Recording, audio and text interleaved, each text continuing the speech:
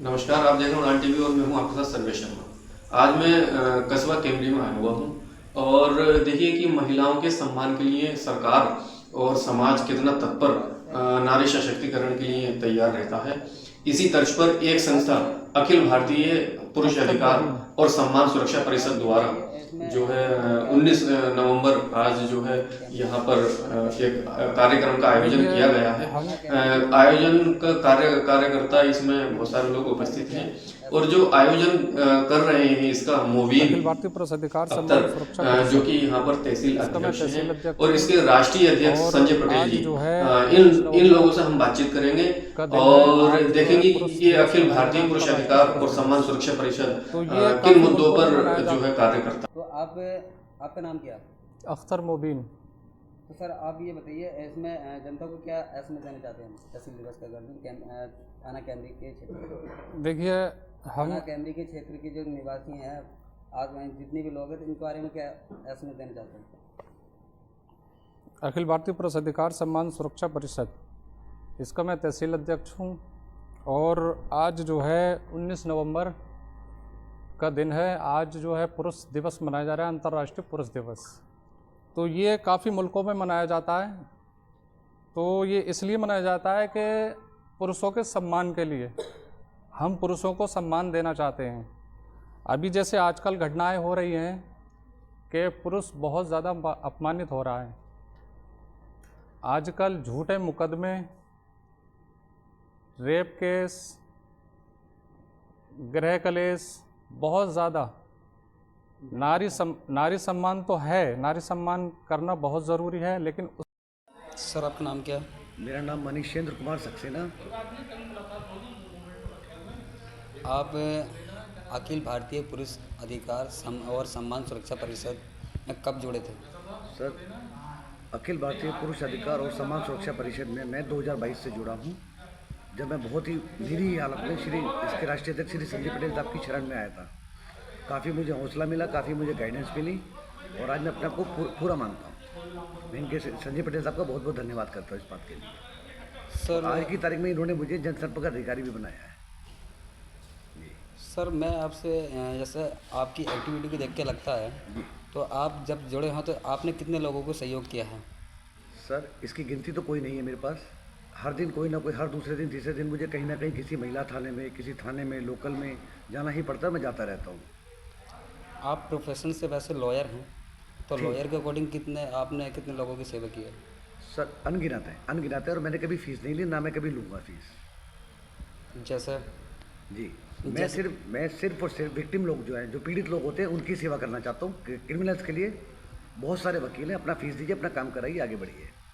मुझे उनसे कोई मतलब नहीं। मैं बिल्कुल आम आदमी बन के इसीलिए रहना चाहता हूँ ताकि गरीब से गरीब, पीड़ित से मतलब लाचार व्यक्ति मेरे से मिलने जुड़ने में कोई हिचक महसूस ना करे। यही कारण है मेरी इस वेशभूषा का। और इसी वेशभूषा में पूरे हिंदुस्तान में मैं घूमता हूँ, जगह जगह। जहाँ भी किसी को मेरी ज़रूरत होती है, मेरी संस्था से मुझे बुलवाएं या डायरेक्ट मुझे बुलाएं, मैं आने के लिए तैयार हूँ। जो मुझसे बन सकेगा पूरी मदद करके मैं वापस लौट जाऊँगा। जनता को आप एसएमएस में क्या एसएमएस देना चाहते हैं? जी, जनता को एसएमएस किस तरीके का एसएमएस देना चाहते हैं आप? जनता को संदेश मेरा सिर्फ यही है सर, कि कानून का पालन कीजिए। अपनी तरफ से कोई अपराध ना करें। अनजाने में हो जाए तो आपको कानून का सरेंडर करें, उसका पालन करें और जो न्यायोचित व्यवस्था है उसके हिसाब से अपने बचाव करने का प्रयास करें। यदि आप रक्षा में किसी प्रकार से, तो अखिल भारतीय पुरुष अधिकार और सम्मान सुरक्षा परिषद, इसके किसी भी पदाधिकारी से, राष्ट्रीय अध्यक्ष साहब से, मोबिन अख्तर साहब से, नाम ले रहा हूँ क्योंकि आज इनके कार्यक्रम में बैठे हैं, आप किसी भी कार्यकर्ता, किसी भी एक्टिव सदस्य से जुड़ करके आप पूरी मदद निःशुल्क दे सकते हैं। आपका खाली संदेश क्लियर हमारे तक आना चाहिए। उसके बाद त्वरित आपके लिए जो बचाव कार्य होगा वो हम 24 घंटे के अंदर आपको करके देंगे। कुछ लाचार लोग ऐसे होते हैं जो केस वकील के लायक पैसे नहीं होते हैं, तो केस कैसे लड़ेंगे? तो उन लोगों के लिए क्या कहना चाहते हैं? उसके लिए हमारा लीगल डिपार्टमेंट है। महिलावादी कानूनों के दुरुपयोग से जो पीड़ित व्यक्ति होते हैं, उन सबके लिए मैं एक संदेश देना चाहता हूँ। मेरा अधिकार राष्ट्रीय दल एक राजनीतिक। सर आप अखिल भारतीय पुरुष अधिकार से सम्मान सुरक्षा से राष्ट्रीय अध्यक्ष हैं। जी, सर आपका नाम क्या? My self Sanjay Patel. तो सर आप जनता के लिए क्या एसएमएस देना चाहते हैं? मैं आजकल जो लड़कियों और औरतों के हित सुरक्षा संरक्षण जो कानून बने हुए हैं, तो बहुत सारी महिलाएं अपने हित और सुरक्षा संरक्षण में बने हुए कानूनों का मिसयूज करके, दुरुपयोग करके पुरुषों को प्रताड़ित कर रही हैं, पुरुषों पे झूठे आरोप लगा रही हैं, पुरुषों पर अत्याचार कर रही हैं, और कानून भी, पुलिस भी पुरुषों की सुनने को तैयार नहीं है। पुरुष पीड़ित हो रहा है, सिसकियाँ ले रहा है, कढ़ा रहा है। पुरुष अपने दर्द को लेकर जाए तो जाए कहाँ? उसी उद्देश्य को लेकर पुरुषों की पीड़ा, पुरुषों की वेदना, पुरुषों के दुख दर्द, पुरुषों के ऊपर हो रहे अत्याचार को लेकर हमने इस संस्था का गठन किया है। ये संस्था 27 सितंबर 2015 को इसकी नींव रखी गई थी, और 10 वर्षों से यह संस्था संपूर्ण भारत में पुरुषों के लिए काम कर रही है, सेमिनार कर रही है, पुरुषों को जागरूक करने का कार्य कर रही है, और निर्दोष पुरुषों जो सताए जा रहे हैं, पीड़ित हो रहे हैं, उनकी मदद की जाती है। आपकी संस्था ने आवाज़ कहाँ उठाई है? संपूर्ण इस संस्था का कार्य क्षेत्र संपूर्ण भारत है, सभी स्टेट्स में हमारी संस्था कार्य कर रही है। न्याय व्यवस्था के लिए आपने क्या कहना चाहते हो? न्याय व्यवस्था में यह है कि कार्यपालिका जो हमारे कानून का निर्माण करती है, उनमें पुरुषों के दुख दर्द को भी ध्यान में रखना चाहिए। मैं ये नहीं कहता कि महिलाओं का सम्मान ना हो, महिलाओं को अधिकार ना मिले, लेकिन महिलाओं को अधिकार के साथ साथ संस्कार भी सिखाना बहुत ज़्यादा ज़रूरी है। केवल सरकार हमारी महिलाओं के अधिकार की तो बात करती है, लेकिन महिलाओं के संस्कार की बात नहीं करती है, और कर्तव्यों की बात नहीं करती है। अगर पुरुषों के कर्तव्य जरूरी हैं, तो महिलाओं के भी परिवार के प्रति, समाज के प्रति, पति के प्रति कर्तव्य बनते हैं, केवल पुरुषों के ही कर्तव्य नहीं बनते हैं। तो पुरुष कानून को चाहिए, कानून निर्माताओं को चाहिए, कानून बनाते समय पुरुषों के भी हित का ध्यान रखा जाए, केवल महिला के पक्ष को ना सुना जाए, पुरुष के पक्ष को भी सुना जाए।